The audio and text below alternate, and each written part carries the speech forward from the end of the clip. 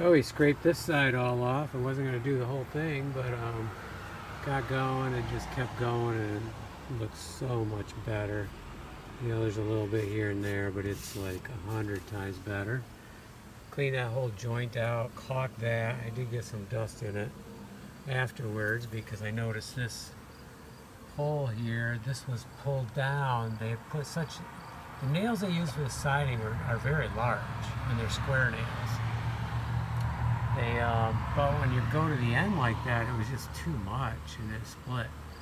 So I was able to get the nail out, and then I put one nail up in, going up in this way, and then one here and one here. So this should be good and stable, and next I'll caulk it. But I'm gonna wait for this caulking to dry, so it'll probably be tomorrow or sometime, and then I'll scrape the rest of this. So for right now, I also noticed, I thought this was pretty, I thought I'd have to replace this one, but it turns out these are just flipped around.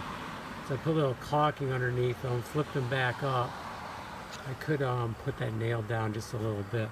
But then I'll put a nice aluminum cap on this when I get the other side done. So for right now, I'm going to scrape on this, get this ready to prime, and then I'm going to start priming.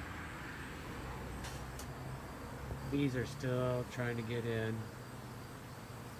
I don't know how that's going to pan out. I think I got them blocked.